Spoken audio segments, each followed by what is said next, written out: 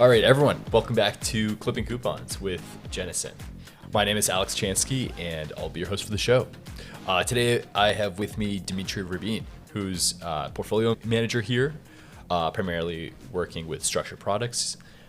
Dmitri's been on the show a couple of times before, so yeah, excited to have him back. How are you doing, Dmitri?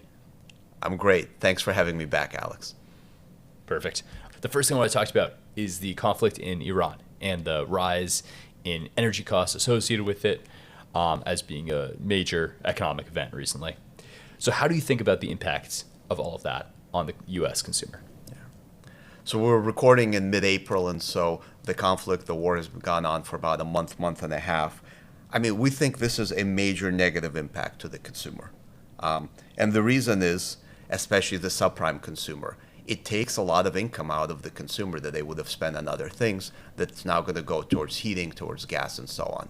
And for the subprime lower income consumer in particular, that's doubly true because their income is lower and the percentage of their income that they historically spend on energy cost is higher. So it hits them hardest. And then how would you compare this shock to the tariff shocks of 2025? Yeah, so it's right around the 1-year anniversary of Liberation Day and when a lot of the tariff policies were announced. I think it's actually quite different. We were somewhat bullish around the consumer and around prime auto after Liberation Day, even though the response from the financial markets was quite negative. And the reason was that there was a potential increase in consumer incomes from some of the protectionist policies, but more importantly, to the degree to which we're investing primarily in secured assets like autos, an increase in potential auto prices from tariffs, right, making foreign and domestic cars more expensive, is a positive for the assets that we were able to buy at the time, which had been lent against 3 or 6 months earlier. So we were quite aggressive during that time, going out and looking for more auto ABS prime assets. By comparison, we're very cautious about this crisis because we think the magnitude is greater. There is no positive employment effect. And importantly, this hits right into the transportation part of the consumer balance sheet. So if you have an older car, if you have an internal combustion engine car, and if it's not very energy efficient, right, your costs really increase. So the overall cost of owning a car really goes up, which hits that part of the consumer budget that they used to use to service car payments. And again, much bigger issue for the subprime consumer with an older, potentially less energy efficient cars and lower incomes than for the prime consumer. And then tell me a little bit about how you would know if performance is getting better or worse over time here. So the way we would think about it is look at the data. We have a lot of loan level and pool level data across various prime and subprime originators. And with the additional analytics, we can control for credit, we can control for when the loans were made, we can control for the types of car that it is, and really see detailed consumer performance and whether it's getting better or worse. And we've been doing this for many years, but in 2022, we saw the subprime auto performance was starting to really deteriorate.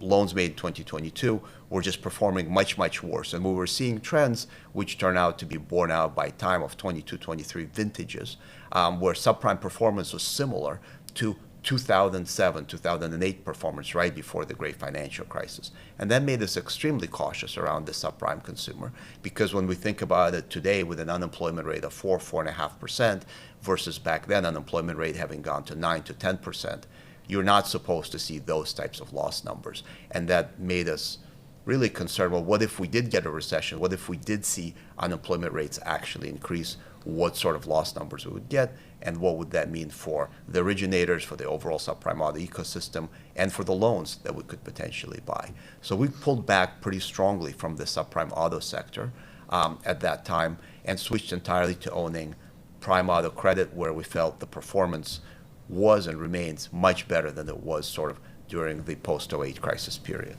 Thank you. And then I've also heard that there's been some tightening in underwriting standards recently. Can you tell us a little bit about how that works? What's going on there? Yeah, absolutely. So when the people making the loans, the originators, see that the performance is significantly worse than what they expected, they will typically tighten standards, which means maybe they'll lend a little less against the car, or maybe they will sort of lend it only at slightly higher credit tiers. And that usually improves credit performance. Unfortunately, when we look at the 23 and the 24 vintage, kind of into 25, we saw some tightening in subprime auto underwriting, but we actually did not see much of an improvement. And that, again, makes us very cautious. There's marginal improvement in the 25 vintage, but not commensurate with the supposed amount of tightening. So that tells us there's continued deterioration that even significant tightening in the credit standards couldn't fully make up for. Last big question here. What does this all mean? What should we do about it? What kind of positioning do we want to take here at Jennison? So our conclusion as we look at the energy shock from the Iran conflict is that we should be more conservative around consumer assets, and particularly assets related to subprime auto and the subprime and the unsecured non-prime consumer. Those things to us are very, very clear based on the trends we're already seeing, based on the logic of where an energy shock really hits the economy hardest.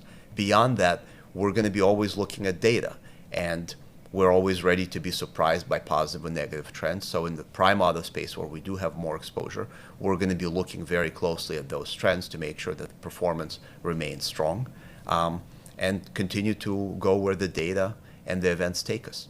Perfect. Thank you. And then actual last question here is a fun one about if there's been any books or movies or TV shows that you've read or watched recently that you want to tell people about. Yeah, absolutely. So my reading sort of spans a pretty wide range, but tends to be somewhat geeky. So there's a book I'm currently reading called The Land Trap, which is a very long but super interesting economic history of how people have financed and regulated and speculated in land, which goes back to some of the things I do in mortgages and kind of how I think about that type of history. And then on the more fun side, we've been watching a show called My Friends and Neighbors, which is on Apple TV, and which I highly recommend. It's sort of a super fun, a little bit of a thriller, but really social commentary comedy of a show that deals with a lot of things in middle age and kids sort of leaving for college and a lot of other things that we deal with. So my wife and I really love it. And they just started the second season, so we just started that, and they're super excited to see the rest. Cool. Yeah, I saw season 1 last year or something. That was great. So I'm excited for season 2. Appreciate it, Dmitri. Thank you so much for your time. Thank you.